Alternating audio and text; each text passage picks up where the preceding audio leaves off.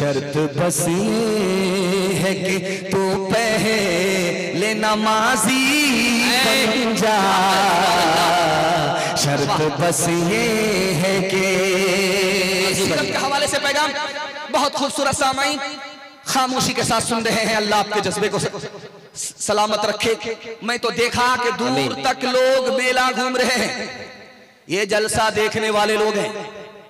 और जो पिंडाल में आ गए, चाहे खड़े होकर के सुन रहे हैं चाहे बैठ करके सुन रहे हैं, इंशाअल्लाह वो भी थोड़ी देर में बैठ जाएंगे। ये जलसा देखने वाले नहीं है, जलसा सुनने वाले हैं। अल्लाह हमारे सुनाने को आपके सुनने को बेहद कबूल फरमाए, आमीन। हाथ उठा करके वादा कीजिए कि नबी की सुन्नत को ढूंढ ढूंढ करके जिंदा करेंगे इंशाअल्लाह। बीवी से पूछ करके दाढ़ी रखेंगे, हाथ उठाइए इंशाअल्लाह। खैर माशाअल्लाह, बहुत मुश्किल काम होगा।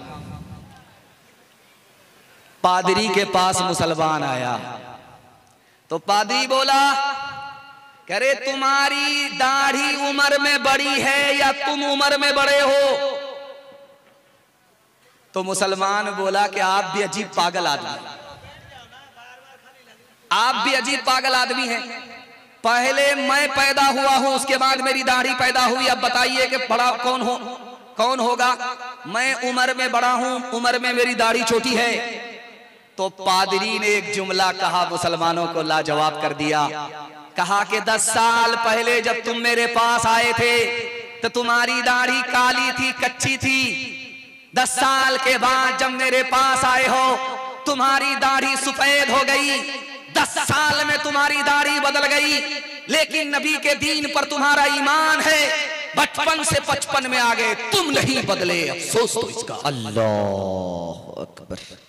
माला लेकर के बाप ने बेटी के गले में डाल करके कहा, सुबहान अल्लाह, रिश्ता मिल गया। लड़का सोनार है, सोने की दुकान है, उससे तुम्हारी शादी होगी। लड़का मिल गया, जब उससे तुम्हारी शादी होगी तुम उसकी बीवी बनोगी। बाप ने कहा कि वो तुमको नाक में भी जेवर पहनाएगा, कान में भी जेवर पहनाएगा, बाजू में भी जेवर देगा, तुमको जेवर से बोझल कर देगा। बहुत अच्छा प्यारा लड़का मिल गया तुम्हारे रिश्ते के लिए। तो बेटी बाप से ज्यादा दीनदार थी। बाप से पूछा, अब्बा जिस लड़के को आप देख करके आ रहे हो उसके सर पर टोपी थी? तो बाप ने कहा, जुमा जुमा। उसके बाद सीधा जेब में। दूसरा सवाल लड़की ने पूछा कि अब्बा हुजूर जिस लड़के को देख करके आ रहे हो, जिसकी तुम इतनी तारीफ कर रहे हो, उसके चेहरे पर दाढ़ी है?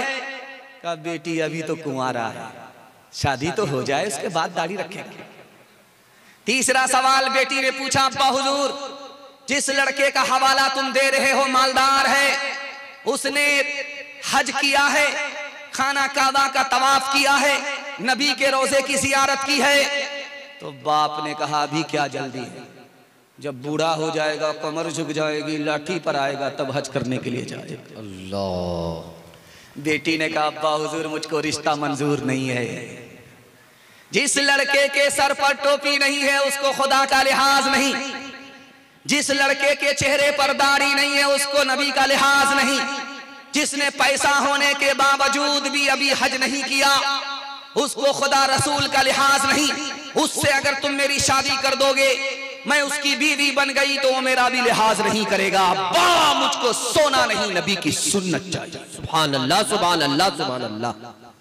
जिसका लड़का, जिसका काला, जिसका बच्चा जितना काला होता है बचपन में, उसकी माँ उतना ज्यादा साबुन लगाती है, किसी तरह ये कालिया गोरा हो जाए। लेकिन वो साबुन कसम खा लेता है कि मैं तो काला हो जाऊंगा, इस कालिया को गोरा होने देगी। आसमान से ही ठप्पा पड़ा है, दरवाजे पर दस्तक हुई, बेटी का बाप खोलने के लिए गया तो देखा कि काला जवान खड़ा है, होंठ मोटे मोटे हैं और कोयले की तरह काला है, खड़ा है, जवान है। तो बेटी के बाप ने पूछा कि क्यों खड़े हो, जान न पहचान, कहां से आए मेहमान? कहा, तुम्हारी बेटी का हाथ मांगने के लिए। कहा, शक्ल तो शीशे में देख लिया होता, तुम बदसूरत हो, मेरी बेटी खूबसूरत है। तुम नौकर चाकर हो, बेटी मालदार है, ये रिश्ता मंजूर नहीं हो सकता। पीठ के पीछे बेटी सुन रही थी, अब्बा हुजूर मुझको रिश्ता मंजूर है। आपने आने वाले को देखा कि काला है, आपने भेजने वाले को नहीं देखा कि कमली वाला है। अल्लाह सुभान अल्लाह। कब मैं कहती हूँ कि उसके रंग काले को तू दे, मैं तो कहती हूँ कि उसके भेजने वाले को दे। मैंने माना है वो काला, हुस्न में भी मांद है, भेजने वाला तो लेकिन चौधरी का चांद है।